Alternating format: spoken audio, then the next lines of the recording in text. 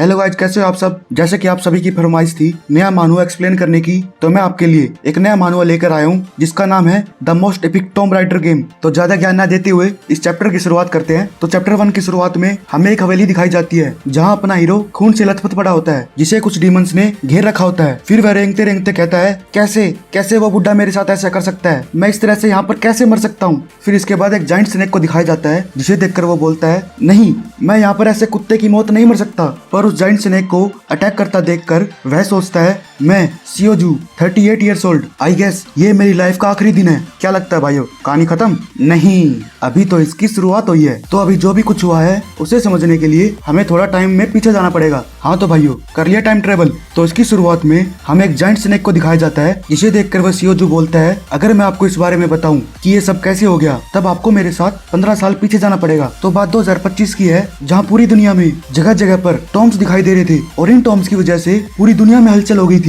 और इन टॉम्स के अंदर जो चीजें दिखी थी उन्हें रेलेक्स बोला जाता है। रेलेक्स का मतलब भाइयों एंटीक चीजों से है। और ये जो रेलेक्स थे इनकी वजह से पूरी की पूरी दुनिया बदल गई थी। और जैसे कि एंशिएंट मिथ्स, सागाज, लेजेंड्स और भी बहुत जगह पर इन रेलेक्स के बारे में बताया गया है कि इनमें दुनिया को हिला देने वाली पावर है। और जो रेलेक्स आज हमारी दुनिया में दिखाई दी है वो सेम टू सेम उनके जैसे है। और हर एक रेलेक्स की अपनी एक डिफरेंट एबिलिटी है। और इसी की वजह से ऐसी बहुत से लोगों की स्टोरीज है जिन्हें ये रेलेक्स मिलने पर उनकी पूरी लाइफ चेंज हो गई। और इसके बाद लोगों ने उन रेलेक्स को ढूंढने के लिए अपनी पूरी जिंदगी उन्हें खोजने में बिताने लगे। पर मैं इस जर्नी में उन सभी लोगों से थोड़ा लेट हो गया। लेकिन एट द एंड जितना मैंने सफर किया इसके बाद फाइनली मुझे एक इनक्रेडिबल रेलेक्स मिल गया। इसके बाद उस एंटिक के बारे में बताया जाता है जो एक ऐसा एंटिक था जो टॉम्स और दूसरे एंटिक्स के बारे में सारी की सारी नॉलेज दे सकता था। इसके बाद सियोजू उसे हाथ में लेकर सोचता है अरे यार, मुझे तो जैकपॉट मिल गया। इस एंटिक की वजह से मुझे फाइनली अपनी इस बेकार लाइफ से छुटकारा मिल जाएगा। और इसके बाद मैं अपनी नई लाइफ एक पावरफुल एंटिक यूजर के तौर पर स्टार्ट करूंगा।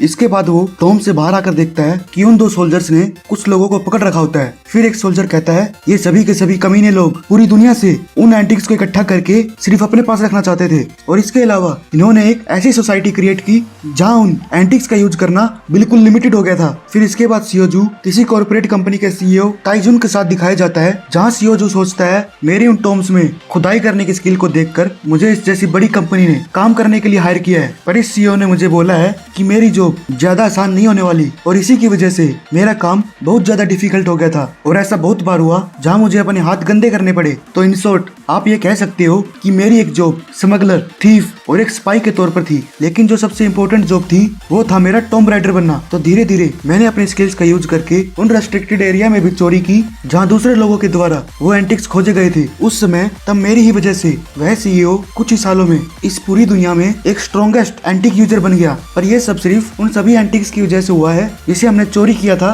और या फिर लोगों से जबरदस्ती छीना था। पर जितना ज्यादा उस सीईओ का स्टेटस बढ़ा उतना ही मुझे दूसरों के द्वारा ह्यूमिलेट किया गया। वो सभी के सभी मुझे एक कचरे के समान मानते थे जो एक डिक्टेटर के नक्शे कदम पर काम करता था। इसके बावजूद भी मैं अपना काम पूरी मेहनत से करता रहा। वैसे भी इसके अलावा मैं कर भी कह सकता था, लेकिन मैंने ये कभी नहीं सोचा था कि ये सब इस तरीके से खत्म होगा। क्योंकि जिस मिशन पर मैं इस समय था वो इस सीईओ के द्वारा बिछाया हुआ ट्रैप था। इस कमीने ने जानबूझकर मुझे और मेरे सभी दोस्तों को एक डेडली मिशन पर भेज दिया। इसके बाद सीन वहीं आ जाता है जहाँ हमने शुरू में देखा था कि वह जाइंट स्नेक उसे मारने के लिए उसके सामने खड़ा होता है। पर वह सियोजून एक पत्थर उठाकर सीधा उस स्नेक के मुंह पर मारकर बोलता है यू फैटेस्ट स्नेक, क्या मेरे दोस्तों को खाकर भी तुझे अब तक शांति नहीं मिली है? तो ठीक है, आगे बढ़ और खा ले मुझे।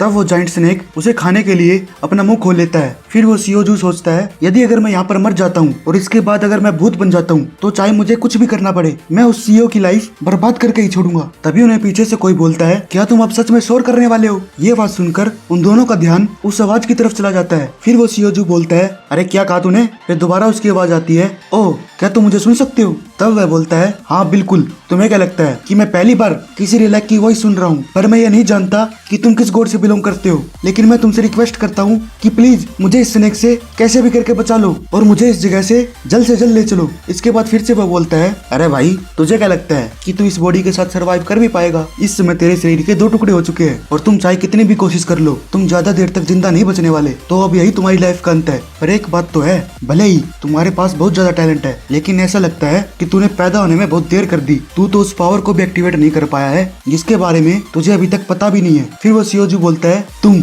ऐसे बात मत करो जैसे कि तुम मुझे जानते हो। और क्या तुम्हें ये लगता है कि मैं अपनी लाइफ इस तरीके से जीना चाहता हूँ? बस बस बस बहुत हुआ। मैं बस ये बार बार सोचकर पागल हो चुका हूँ। पर वो साला बुड्ढा CEO, मैं उसे मारने के लिए कुछ भी कर सकता हूँ। इसके बाद एक बार फिर वो हंसते हुए बोलता है, सच में तेरी इन बातों ने मेरा दिल जीत लिया, इसलिए तू जैसे टैलेंट का मरना सच में वेस्ट है। ये बात सुनकर शियोजू बोलता है, क्या क्या करने जा रहे हो तुम? फिर वो बोलता है, अरे भाई खुश हो जा, मैं तुझे एक चांस और देना चाहता हूँ। फिर इसके बाद उस कौवे को दिखाया जाता है जो अभी तक इस शियोजू से बात कर रहा था। फिर वो कहता है, चलो देखते हैं क्या तुम इस बार सच में उस थ्रोन के किंग बन सकते हो। ये बोलकर वह वहाँ से गायब हो जाता है। तब शियोजू बोलता है, किंग अजय घंटा मेरा, पर मुझे ये समझ नहीं आ रहा वो आखिर था क्या वो हीरो रैंक का कोई एंटिक था और या फिर गॉड रैंक का कोई एंटिक? लेकिन वो तो एक कुएं के जैसे दिखाई दे रहा था। फिर एकदम से उसकी नजर अपने पैरों पर जाती है, जिसे देखकर वो शौक के मारे बोलता है, अरे अरे ये क्या है? मेरे पैर तो पूरी तरह से खत्म हो चुके थे, लेकिन अब तो मैं पूरी तरीके से ठीक हूँ। आखिर अभी हुआ क्या है? मेरे सभी घाव भी भर गए हैं। फिर एकदम से वो अपनी गर्दन घुमाता है, तब वहाँ बैठे कुछ लोग उसे घूर रहे होते हैं। फिर वह सोचता है, ये तो एक पुलिस स्टेशन है, आखिर यहाँ चल क्या रहा है? फिर तभी एक ऑफिसर उससे बोलता है, अरे ओ भाई,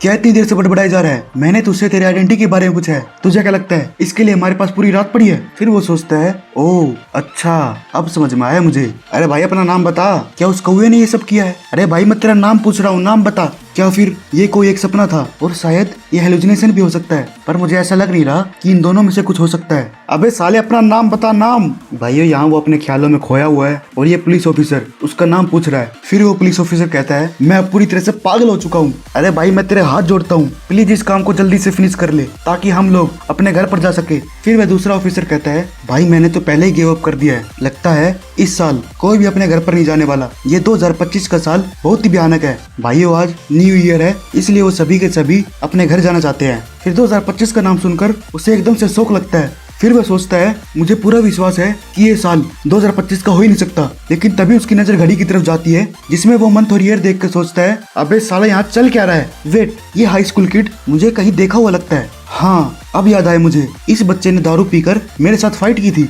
तब इसके बाद मैं उसे खींचकर पुलिस स्टेशन ले आया था। पर मुझे अभी भी विश्वास नहीं हो रहा, क्या मैं सच में 15 साल पीछे आ चुका हूँ? फिर तभी उसे उस कोए की बात ध्यान में आती है जिसने कहा था कि चलो देखते हैं कि क्या अब की बार तुम इस थ्रोन के किंग बन सकते हो या नहीं। फिर वह पुलिस स्टेशन के बाहर देखकर सोचता है, अगर आज जनवरी 2025 है तो इस दुनिया में अभी भी शांति होगी, क्योंकि ये समय उन एंटिक्स के दिखने के पहले का टाइम था। तो अगर ऐसी बात है तो तब मैं उन सभी एंटिक्स को जल्द ही इकट्ठा कर लूंगा। मेरी पिछली लाइफ की नॉलेज और मेमोरीज के चलते मैं उन एंटिक्स को अब किसी भी आदमी से जल्दी कलेक्ट कर सकता हूँ। फिर वह हंसते हुए सोचता है, सच में अब तो ये बहुत ही मजेदार होने वाला है। तो भाइयों इसी के साथ हमारा ये एपिसोड खत्म होता है। तो भाइयों आपको ये एपिसोड जैसा भी लगा हो कमेंट बॉक्स में जरूर अपना व्यू दे।